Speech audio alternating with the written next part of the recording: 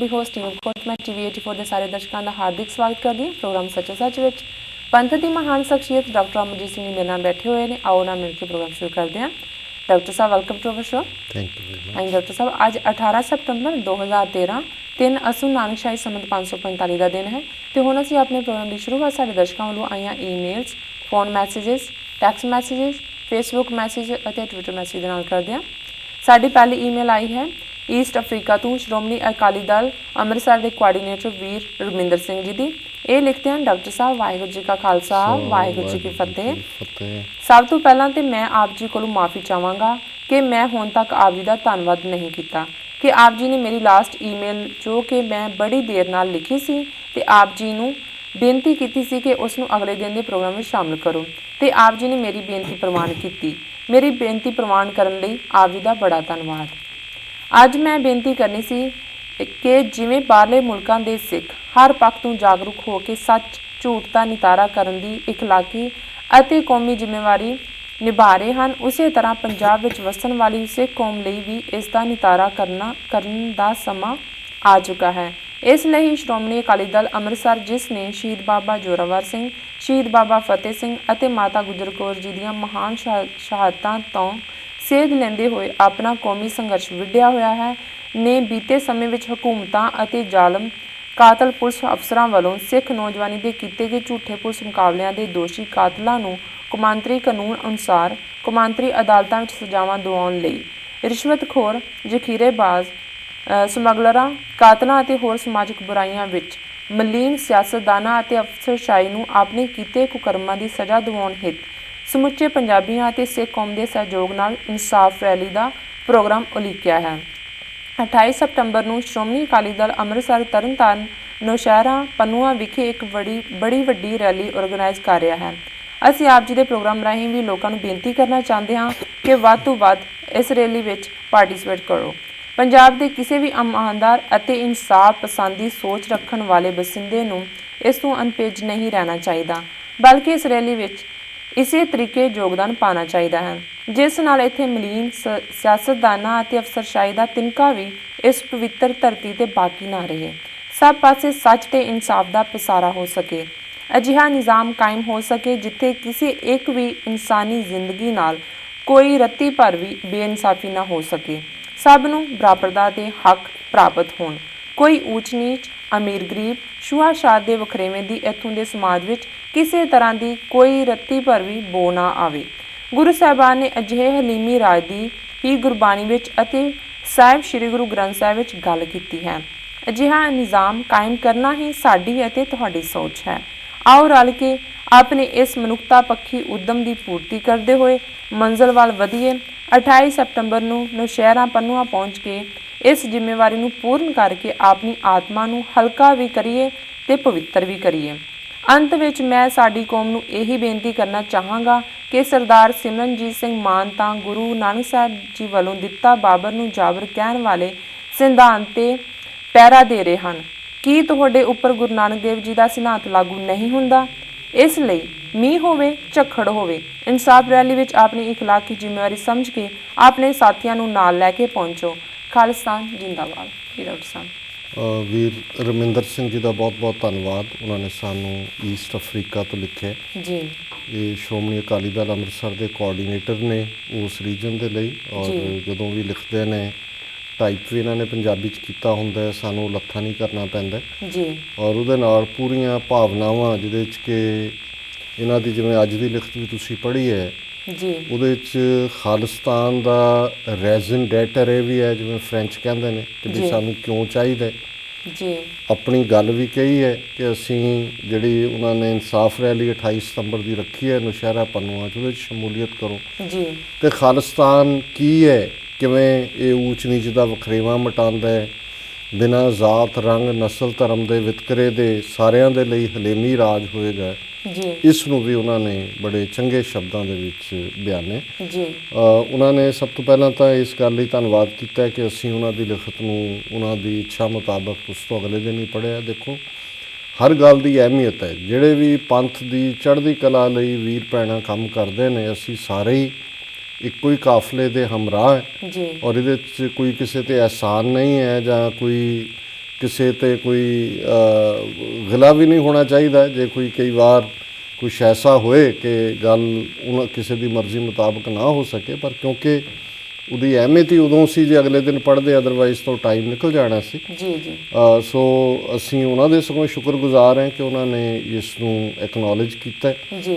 ਔਰ ਫਿਰ ਉਹਨਾਂ ਨੇ ਕਿਹਾ ਵੀ ਬਾਹਰ ਤਾਂ ਜਾਗਰੂਕ ਸਿੱਖ ਨੇ ਜਿਹੜੇ ਪੰਥ ਦੀ ਚੜ੍ਹਦੀ ਕਲਾ ਲਈ ਕੰਮ ਕਰਦੇ ਨੇ, ਪੰਥ ਲਈ ਜਿਹੜਾ ਆਪਣਾ ਨਿਸ਼ਾਨਾ ਪੰਥਕ ਉਸ ਨੂੰ ਸਮਰਪਿਤ ਨੇ, ਔਰ ਪੰਜਾਬ ਵਿਚਲੇ ਸਿੱਖਾਂ ਦੀ ਜਾਗਰੂਕਤਾ ਦਾ ਨਿਤਾਰਾ ਜਦੋਂ ਤੁਸੀਂ ਰੈਲੀਜ਼ ਕਰਦੇ ਹੋ, ਪ੍ਰੋਟੈਸਟ ਕਰਦੇ ਹੋ ਜਾਂ ਕਿਸੇ ਮੌਕੇ ਦੇ ਉੱਤੇ ਸਡਨ ਆਪਣਾ ਜਿਹੜਾ ਕੋਈ ਨਾ ਕੋਈ ਝਲਕਾਰਾ ਦਿਖਾਉਂਦੇ ਹੋ, ਤੇ ਉਹ ਤੁਹਾਡੀ ਪ੍ਰੈਜ਼ੈਂਸ ਵੀ ਫੀਲ ਕਰਾਉਂਦਾ ਹੈ ਕਿ ਗੱਲ ਮੁੱਕੀ ਨਹੀਂ ਜੀ। ਔਰ ਮੈਂ ਸਮਝਦਾ ਹਾਂ ਵੀ ਇਹ ਕ੍ਰੈਡਿਟ ਅਕਾਲੀ ਦਲ ਅੰਮ੍ਰਿਤਸਰ ਨੂੰ ਜਾਂਦਾ ਹੈ ਕਿ ਅਡਵਾਨੀ ਦੀ ਰੱਥ ਯਾਤਰਾ ਹੋਏ ਜਾਂ ਹੋਰ ਇਸ ਕਿਸਮ ਦੇ ਮੌਕਿਆਂ ਦੇ ਉੱਤੇ ਉਹਨਾਂ ਨੇ ਆਪਣੀ ਪ੍ਰੈਜ਼ੈਂਸ, ਆਪਣੀ ਸਿਰਫ ਪਾਰਟੀ ਦੇ ਨਹੀਂ ਕੌਮ ਦੀ ਪ੍ਰੈਜ਼ੈਂਸ ਸ਼ੋਅ ਕਰਵਾਈ ਹੈ।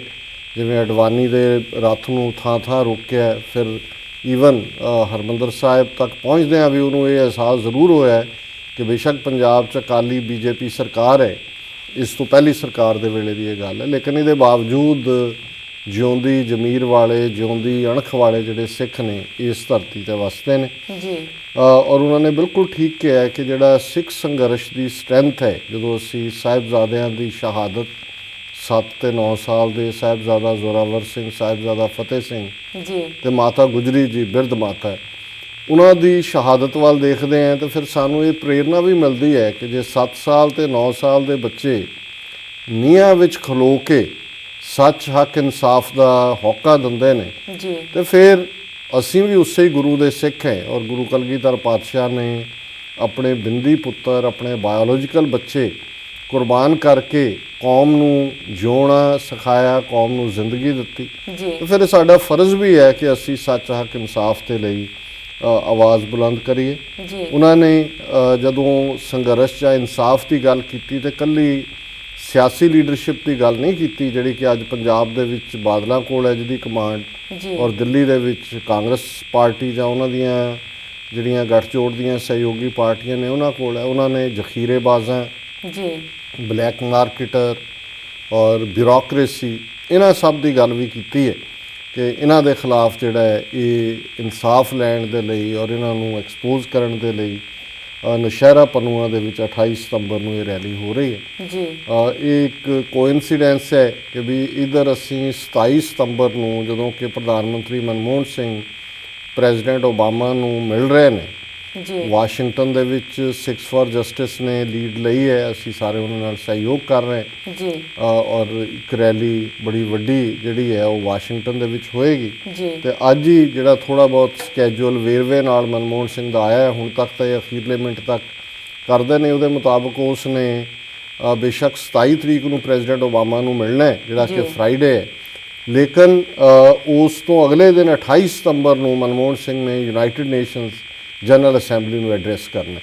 ਸੋ ਮੈਂ ਸਮਝਦਾ ਹਾਂ ਵੀ ਇਹ ਵੀ ਇੱਕ ਚੰਗੀ ਕੋਇਨਸੀਡੈਂਸ ਹੈ ਵੀ ਅਸੀਂ ਤਾਂ ਉਸ ਦਾ ਸਵਾਗਤ ਕਰਾਂਗੇ ਉੱਥੇ ਹੀ ਵਾਸ਼ਿੰਗਟਨ 'ਚ, ਵਾਈਟ ਹਾਊਸ ਦੇ ਬਾਹਰ ਲਫੇਤ ਪਾਰਕ 'ਚ, ਪਰ ਜਦੋਂ 28 ਸਤੰਬਰ ਨੂੰ ਉਹ ਇੱਥੇ ਡੀਂਗਾ ਮਾਰ ਰਿਹਾ ਹੋਏਗਾ ਕਿ ਭਾਰਤੀ ਲੋਕਤੰਤਰ ਔਰ ਸਾਰੀਆਂ ਮਾਈਨੋਰਿਟੀਜ਼ ਨੂੰ ਸੁਰੱਖਿਆ ਔਰ ਆਰਥਿਕ ਵਿਕਾਸ ਔਰ ਬੜਾ ਗੋਲਡਨ ਰਾਜ, ਤੇ ਉਦੋਂ ਨੌਸ਼ਹਿਰਾ ਪੰਨੂਆਂ ਦੇ ਵਿੱਚ ਹਜ਼ਾਰਾਂ ਦੀ ਗਿਣਤੀ 'ਚ ਇਕੱਠੇ ਸਾਡੇ ਪੰਜਾਬ ਦੇ ਵਿਚਲੇ ਔਰ ਲਾਗਲੇ ਸੂਬਿਆਂ 'ਚੋਂ ਵੀ ਆਏ ਵੀਰ ਭੈਣਾਂ ਦੱਸ ਰਹੇ ਹੋਣਗੇ ਕਿ ਇਸ ਰਾਜ ਦੇ ਵਿੱਚ ਕਿਵੇਂ ਘੱਟ ਗਿਣਤੀਆਂ ਦੇ ਹੱਕਾਂ ਨੂੰ ਕੁਚਲਿਆ ਜਾ ਰਿਹਾ, ਕਿਵੇਂ ਆਮ ਲੋਕਾਂ ਦੀ ਜ਼ਿੰਦਗੀ ਦੂਭਰ ਹੈ, ਕਿਵੇਂ ਲਾਅ ਐਂਡ ਆਰਡਰ ਦੀ ਸਮੱਸਿਆ ਇਸ ਕਦਰ ਹੈ ਕਿ ਈਵਨ 2-2, 3-3 ਸਾਲ ਦੀਆਂ ਬੱਚੀਆਂ ਵੀ ਜਿਹੜੀਆਂ ਨੇ ਉਹ ਮਹਿਫੂਜ਼ ਨਹੀਂ ਨੇ ਆ ਪਿਛਲੇ 3 ਦਿਨਾਂ ਤੋਂ। ਔਰ ਜਦੋਂ ਪੰਜਾਬ ਦੀ ਡੇਟ ਲਾਈਨ 'ਚ ਮੈਂ ਕੋਈ ਖਬਰ ਦੇਖਦਾ, ਲੁਧਿਆਣਾ ਡੇਟ ਲਾਈਨ ਹੋਏ, ਮੋਗਾ ਹੋਏ, ਜਲੰਧਰ ਹੋਏ, ਤਾਂ ਸਿਰ ਮੇਰਾ ਸ਼ਰਮ ਨਾਲ ਝੁਕ ਜਾਂਦਾ। ਇਹ ਸਾਡਾ ਪੰਜਾਬ ਹੈ ਕਿ ਉੱਥੇ 2-2, 3-3 ਸਾਲ ਦੀਆਂ ਬੱਚੀਆਂ ਦੇ ਨਾਲ ਇਸ ਕਿਸਮ ਦੇ ਕੁਕਰਮ ਹੋ ਰਹੇ ਨੇ। ਕਿਉਂ ਜਿਹੀ ਕ੍ਰਿਮੀਨਲ ਸੁਸਾਇਟੀ 66-67 ਸਾਲ ਦੇ ਵਿੱਚ ਜਿਹੜੀ ਹੈ ਇਸ ਹਕੂਮਤ ਨੇ ਬਣਾ ਦਿੱਤੀ ਹੈ। ਸੋ ਅਸੀਂ ਸਮਝਦੇ ਹਾਂ ਕਿ ਉਹਨਾਂ ਨੇ ਜਿਹੜਾ ਵੀ ਦਿਨ ਚੁਣਿਆ ਉਹ ਕੁਦਰਤੀ ਕੋਇਨਸੀਡੈਂਸ ਹੈ ਕਿ ਇੱਧਰ ਮਨਮੋਹਨ ਸਿੰਘ ਡੀਂਗਾ ਮਾਰ ਰਿਹਾ ਹੋਏਗਾ, ਉੱਧਰ ਉਹਦੇ ਗਵਾਰੇ 'ਚੋਂ ਨੌਸ਼ਹਿਰਾ ਪੰਨੂਆਂ ਦੇ ਵਿੱਚ ਜਿਹੜੀ ਹੈ ਉਹ ਫੂਕ ਨਿਕਲ ਰਹੀ ਹੋਏਗੀ। ਔਰ ਜਿਵੇਂ ਉਹਨਾਂ ਨੇ ਸਰ ਸਿਮਰਜੀਤ ਸਿੰਘ ਮਾਨ ਹੋਰਾਂ ਦੀ ਸ਼ਲਾਘਾ ਕਰਦੇ ਕਿਹਾ ਕਿ ਵੀ ਉਹਨਾਂ ਨੇ ਤਾਂ ਗੁਰੂ ਨਾਨਕ ਸਾਹਿਬ ਦਾ ਜਿਹੜਾ ਪੈਗਾਮ ਹੈ ਔਰ ਉਹ ਪੈਗਾਮ ਗੁਰੂ ਸਾਹਿਬ ਨੇ ਵੇਲੇ ਦੇ ਜ਼ਾਬਰ ਹਾਕਮ ਜੇ ਲੋਧੀ ਪਠਾਨ ਜਦੋਂ ਗੁਰੂ ਨਾਨਕ ਸਾਹਿਬ ਦਾ ਪ੍ਰਕਾਸ਼ ਹੁੰਦਾ ਤੇ ਭਾਰਤ ਦੇ ਉੱਤੇ ਉਹਨਾਂ ਦਾ ਰਾਜ ਸੀ। ਸੋ ਉਹਨਾਂ ਪ੍ਰਥਾਏ ਗੁਰੂ ਸਾਹਿਬ ਨੇ ਉਹਨਾਂ ਦਾ ਕਿਉਂ ਜਿਹਾ ਜ਼ੁਲਮੀ ਰਾਜ ਹੈ, ਬੜੀ ਬੇਬਾਕ ਸ਼ੈਲੀ ਦੇ ਵਿੱਚ ਅੰਦਾਜ਼ ਦੇ ਵਿੱਚ ਗੁਰੂ ਸਾਹਿਬ ਨੇ ਫਰਮਾਇਆ ਕਿ ਰਾਜੇ ਸ਼ੀਂ ਮੁਕੱਦਮ ਕੁੱਤੇ ਜਾਏ ਜਗਾਇਨ ਬੈਠੇ ਸੁੱਤੇ ਚਾਕਰ ਨਹਿੰਦਾ ਪਾਇਨ ਘਾਓ ਰਤ ਪਿਤ ਕੁੱਤਿਓ ਚੱਟ ਜਾਓ।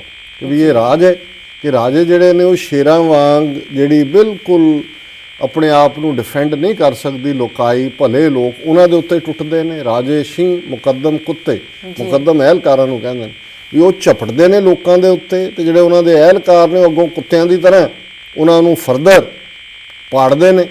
ਜਾਏ ਜਗਾਇਨ ਬੈਠੇ ਸੁੱਤੇ ਕਿ ਬੈਠਿਆਂ ਸੁੱਤਿਆਂ ਨੂੰ ਇਹ ਜਿਹੜੇ ਨੇ ਜਾ ਕੇ ਵਕਤ ਪਾਉਂਦੇ ਨੇ। ਜਿਵੇਂ ਅੱਜ ਦੀ ਹਕੂਮਤ 'ਚ ਜੇ ਅੱਜ ਪੰਜਾਬ ਦੇ ਵਿੱਚ ਆ ਪਿਛਲੇ ਇੱਕ ਹਫ਼ਤੇ ਜਾਂ 10 ਦਿਨਾਂ ਦੇ ਵਿੱਚ ਲਗਭਗ 25 ਸਿੱਖ ਨੌਜਵਾਨ ਜਿਹੜੇ ਨੇ ਗੁਰਦਾਸਪੁਰ ਫਤਿਹਗੜ੍ਹ ਸਾਹਿਬ ਦੂਸਰੀਆਂ ਥਾਵਾਂ ਤੋਂ ਚੁੱਕ ਲਏ ਨੇ 18 20 ਸਾਲ ਦੇ।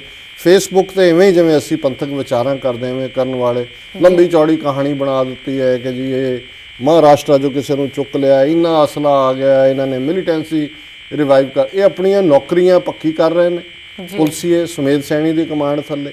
ਔਰ ਇਹਨਾਂ ਨੂੰ ਇਹ ਲੱਗਦਾ ਹੈ ਕਿ ਜਿਹੜਾ ਇਹਨਾਂ ਦੇ ਮੂੰਹ ਨੂੰ ਲਹੂ ਲੱਗਾ 84 ਤੋਂ ਲੈ ਕੇ 94 95 ਤੱਕ ਜਿਹਦਾ ਮੁੰਡਾ ਚੁੱਕੋਗੇ ਉਹ ਵਿਚਾਰੇ ਭੱਜੇ ਆਣਗੇ, ਫਿਰ ਲੱਖ 2 ਲੱਖ ਦੇ ਵਿੱਚ ਜਿਹੜੀ ਹੈ ਉਹ ਡੀਲ ਹੋਏਗੀ। ਹੁਣ ਤਾਂ ਖੈਰ 10-15 ਲੱਖ ਤੇ ਹੋਏਗੀ ਹੈ ਮੁੰਡੇ ਨੂੰ ਛਡਾਉਣ ਦੇ ਲਈ ਔਰ ਫਿਰ ਝੂਠੇ ਕੇਸ ਉਹਦੇ ਉੱਤੇ ਪਾਣਗੇ। ਸੋ ਗੁਰੂ ਨਾਨਕ ਸਾਹਿਬ ਨੇ ਤਾਂ ਆਪਣੇ ਵੇਲੇ ਦੇ ਹਾਕਮਾਂ ਨੂੰ ਕਿਹਾ ਸੀ ਕਿ ਜਾਏ ਜਗਾਇਨ ਬੈਠੇ ਸੁੱਤੇ ਚਾਕਰ ਨਹਿੰਦਾ ਪਾਇਨ ਘਾਓ ਰਤ ਪਿਤ ਕੁੱਤਿਓ ਚੱਟ ਜਾਓ। ਕਿ ਜਿਹੜੇ ਉਹਨਾਂ ਦੇ ਅੱਗੋਂ ਚਾਕਰ ਨੇ ਉਹ ਨੂੰਹਾਂ ਦੇ ਨਾਲ ਹੀ ਲੋਕਾਂ ਦਾ ਜਿਹੜਾ ਉਹ ਮਾਸ ਨੋਚ ਰਹੇ ਨੇ, ਉਹਨਾਂ ਦਾ ਖੂਨ ਪੀ ਰਹੇ ਨੇ। ਔਰ ਜੇ ਬਾਬਰ ਨੇ ਹਮਲਾ ਕੀਤਾ ਤੁਰਕ ਪਠਾਣਾ ਭਈ ਲੜਾਈ ਤਾਂ ਉਸ ਲੜਾਈ ਦੇ ਦੌਰਾਨ ਕੀ ਜ਼ੁਲਮ ਕੀਤੇ ਬਾਬਰ ਦੀਆਂ ਫੌਜਾਂ ਨੇ।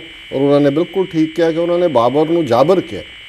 ਔਰ ਉਹਨਾਂ ਨੇ ਗੁਰੂ ਸਾਹਿਬ ਦੀ ਬਾਣੀ ਹੈ ਗੁਰੂ ਗ੍ਰੰਥ ਸਾਹਿਬ ਚੰਕਤ ਤਲੰਗ ਰਾਗ ਦੇ ਵਿੱਚ ਕਿ ਜੈਸੀ ਮੈਂ ਆਵੈ ਖਸਮ ਕੀ ਬਾਣੀ ਤੈਸੜਾ ਕਰੀ ਗਿਆਨ ਵੇ ਲਾਲੋ ਪਾਪ ਕੀ ਜੰਜ ਲੈ ਕਾਬਲੋ ਤਾਇਆ ਜੋਰੀ ਮੰਗੇ ਦਾਨ ਵੇ ਲਾਲੋ ਸ਼ਰਮ ਧਰਮ ਦੋਏ ਛੱਪ ਖਲੋਏ ਕੂੜ ਫਿਰੇ ਪ੍ਰਧਾਨ ਵੇ ਲਾਲੋ ਕਾਜ਼ੀਆਂ ਬਾਹਮਣਾ ਕੀ ਗੱਲ ਥੱਕੀ ਅਗਦ ਪੜੈ ਸ਼ੈਤਾਨ ਵੇ ਲਾਲੋ। ਕਿ ਨਿਕਾਹ ਜਾਂ ਵਿਆਹ ਸ਼ੈਤਾਨ ਪੜਾ ਰਿਹਾ, ਇਹ ਔਰਤਾਂ ਦੀ ਹੋ ਰਹੀ ਦੁਰਦਸ਼ਾ ਦਾ ਇਸ਼ਾਰਾ ਹੈ। ਸੋ ਉਸ ਨੂੰ ਜ਼ਾਬਰ ਬਿਆਨਨਾ ਇਹ ਜਦੋਂ ਅਸੀਂ ਦੁਨੀਆ ਦੇ ਵਿੱਚ ਧਾਰਮਿਕ ਪ੍ਰੋਫਿਟਸ ਦੇ ਹਵਾਲੇ ਨਾਲ ਗੱਲ ਕਰਦੇ ਹਾਂ। ਸੋ ਗੁਰੂ ਨਾਨਕ ਸਾਹਿਬ ਸਾਡਾ ਰਾਹ ਦਸੇਰਾ ਕਰ ਗਏ ਨੇ ਕਿ ਜ਼ੁਲਮ ਨੂੰ ਸਹਿਣਾ ਨਹੀਂ। ਔਰ 10ਵੇਂ ਪਾਤਸ਼ਾਹ ਨੇ ਤਾਂ ਫਿਰ ਕਿਰਪਾਨ ਚੁੱਕੀ, ਵੇਲੇ ਦੇ ਹਾਕਮਾਂ ਨੂੰ ਦੱਸਿਆ। ਉਹ 22 ਧਾਰ ਦੇ ਪਹਾੜੀ ਹਿੰਦੂ ਰਾਜੇ ਸੀ ਜਾਂ ਦਿੱਲੀ ਦਾ ਬਾਦਸ਼ਾਹ ਔਰੰਗਜ਼ੇਬ ਸੀ ਕਿ ਵੀ ਚੁੰਕਾਰ ਅਜ਼ ਹਮਾ ਹੀਲ ਤੇ ਦਰਗੁਜ਼ਸਤ ਹਲਾਲ ਅਸਤ ਬੁਰਦਨ ਬਾ ਸ਼ਮਸ਼ੀਰੇ ਦਸਤ। ਕਿ ਹੋਵੇ ਕੰਮ ਨਾ ਪੂਰਾ ਜੇਕਰ ਹੀਲੇ ਕਰ ਥੱਕ ਜਾਈਏ ਹੈ ਹਲਾਲ ਨਾਲ ਤਲਵਾਰਾਂ ਹੱਥੀ ਫੜ ਫੜਵਾਈਏ। ਕਿ ਫਿਰ ਇਹ ਹਲਾਲ ਹੈ ਤਲਵਾਰ ਨੂੰ ਚੁੱਕਣਾ ਜਦੋਂ ਇਨਸਾਫ ਲੈਣ ਲਈ ਸਾਰੇ ਰਸਤੇ ਬੰਦ ਹੋ ਜਾਣ। ਔਰ ਇਹੀ ਜੂਨ 84 ਦੇ ਘੱਲੂਘਾਰੇ ਤੋਂ ਬਾਅਦ ਜਿਹੜੇ ਖਾਲਸਾ ਪੰਥ ਦੇ ਨੌਜਵਾਨ ਮੁਟਿਆਰਾਂ ਇਸ ਰਸਤੇ ਤੇ ਤੁਰੇ, ਉਹਨਾਂ ਨੇ ਇਸੇ ਤੋਂ ਹੀ ਸੇਧ ਲਈ। ਸੋ ਅਸੀਂ ਇਸ ਗੱਲ ਦੇ ਲਈ ਸਮੂਹ ਜਿਹੜੇ ਵੀ ਸਾਡੇ ਵੀਰ ਭੈਣਾਂ ਇਸ ਪ੍ਰੋਗਰਾਮ ਨੂੰ ਸੁਣਦੇ ਨੇ, ਜਿਹੜੇ ਪੰਜਾਬ ਤੱਕ ਸੁਣਦੇ ਨੇ, ਉਹਨਾਂ ਨੂੰ ਵੀ ਅਪੀਲ ਕਰਾਂਗੇ ਕਿ ਉਹ 28 ਸਤੰਬਰ ਦੀ ਇਨਸਾਫ ਰੈਲੀ ਦੇ ਵਿੱਚ ਨੌਸ਼ਹਿਰਾ ਪੰਨੂਆਂ 'ਚ ਸ਼ਮੂਲੀਅਤ ਕਰਨ। ਅਮਰੀਕਾ ਕੈਨੇਡਾ ਜਿਹੜੇ ਸੁਣਦੇ ਨੇ ਉਹਨਾਂ ਨੂੰ ਅਸੀਂ ਅਪੀਲ ਕਰਾਂਗੇ ਕਿ ਉਹ 27 ਸਤੰਬਰ ਨੂੰ ਵਾਈਟ ਹਾਊਸ ਦੇ ਬਾਹਰ ਹੋ ਰਹੀ ਰੈਲੀ ਵਿੱਚ ਸ਼ਮੂਲੀਅਤ ਕਰਨ।